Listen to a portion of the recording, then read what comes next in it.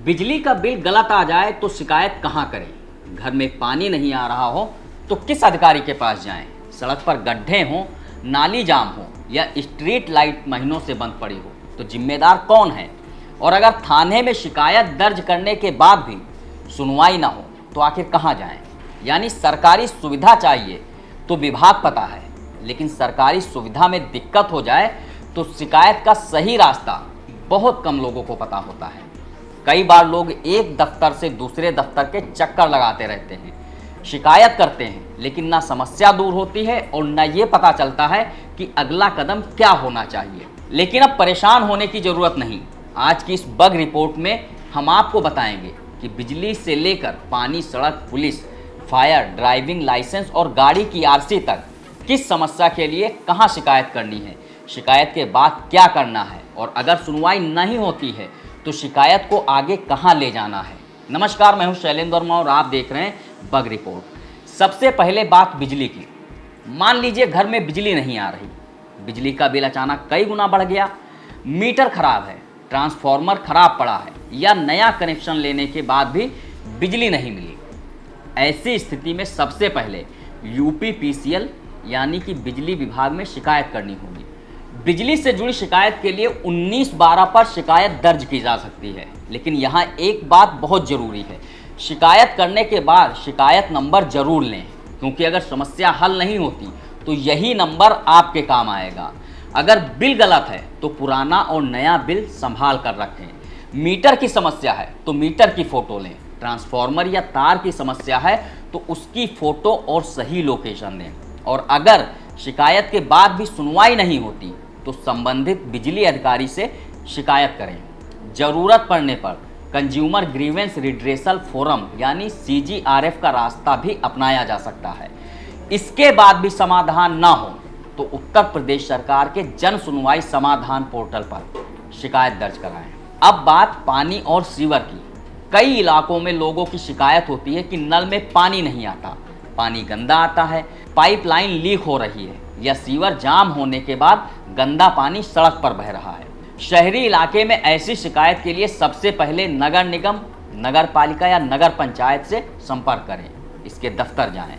ग्रामीण इलाके में अगर मामला जल जीवन मिशन की पानी की सप्लाई से जुड़ा है तो संबंधित जलापूर्ति व्यवस्था में शिकायत की जा सकती है। शिकायत करते समय सिर्फ ये मत लिखिए कि पानी नहीं आ रहा, बल्कि साफ बताइए कि किस मोहल्ले में, किस गली में, कब से पानी नहीं आ रहा और कितने परिवार प्रभावित हैं। फोटो और वीडियो भी लगाइए। अगर शिकायत के बाद भी पानी नहीं आता या सीवर की समस्या बनी रहती है तो पहले संबंधित अधिकारी से शिकायत बढ़ाएं और फिर ज़रूरत पड़ने पर जन सुनवाई समाधान का सहारा भी लिया जा सकता है। नगर निगम की शिकायत हो तो जिम्मेदार कौन? अब बात नगर निकाय की। कूड़ा नहीं उठ रहा, नाली की सफाई नहीं हो रही, पार्क खराब है, मच्छरों की समस्या है, सार्वजनिक जगह पर गंदगी है या स्ट्रीट लाइट बंद है। इन मामलों में सबसे पहले नगर निगम, नगर पालिका या नगर पंचायत में शिकायत करें। लेकिन शिकायत में सिर्फ मोहल्ले का नाम देना काफ़ी नहीं है। वार्ड नंबर, गली, नज़दीकी जगह और समस्या की फ़ोटो जरूर दें। जितनी सटीक शिकायत होगी उतनी आसानी से कर्मचारी मौके तक पहुंच पाएगा। अगर शिकायत के बाद भी सफाई या मरम्मत नहीं होती तो संबंधित अधिकारी तक मामला पहुंचाया जा सकता है और अगर वहां भी सुनवाई ना हो तो जन सुनवाई समाधान पोर्टल पर शिकायत दर्ज कराएं। सड़क में गड्ढा है तो शिकायत किससे की जाए? सड़क की समस्या में सबसे बड़ा सवाल होता है, ये सड़क किस विभाग की है? अगर मोहल्ले की स्थानीय सड़क है तो शिकायत नगर निकाय में की जा सकती है। अगर सड़क PWD के अधीन है तो शिकायत लोक निर्माण विभाग से करनी होगी। इसके अलावा अगर किसी विकास प्राधिकरण के इलाके में सड़क है तो संबंधित विकास प्राधिकरण जिम्मेदार हो सकता है। इसलिए सड़क की शिकायत करते समय सबसे पहले सही विभाग तक पहुंचना बहुत ज़रूरी होता है।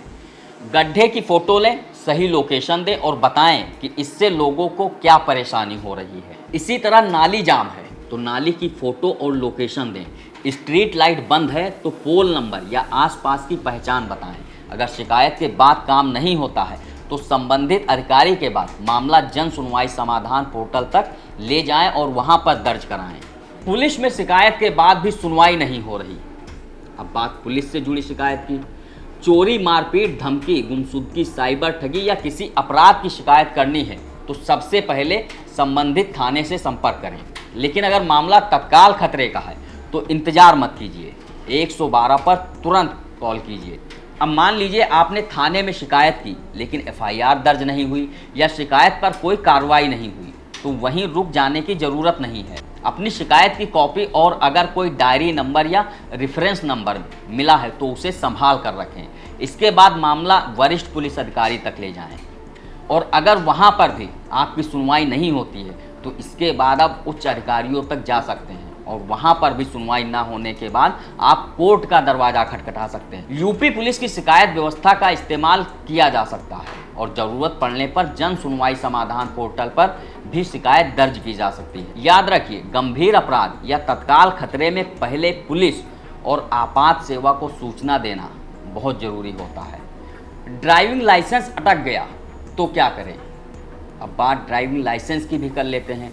लाइसेंस बनवाना है, रिन्यूअल करवाना है, नाम या पता बदलवाना है, डुप्लीकेट लाइसेंस चाहिए या ऑनलाइन आवेदन कहीं अटक गया है, ऐसे मामलों में परिवहन विभाग की सारथी व्यवस्था और संबंधित आरटीओ एआरटीओ दफ्तर में जाकर अपनी शिकायत दर्ज कराई जा सकती है। ऑनलाइन आवेदन करते समय एप्लीकेशन नंबर और पेमेंट रिसिप्ट जरूर सुरक्षित रखें। अगर ऑनलाइन प्रक्रिया में तकनीकी दिक्कत है तो संबंधित हेल्प डेस्क या आरटीओ से संपर्क कर सकते हैं। और अगर आरटीओ स्तर पर भी सुनवाई नहीं होती है तो मामला वरिष्ठ परिवहन अधिकारी तक ले जा सकते हैं।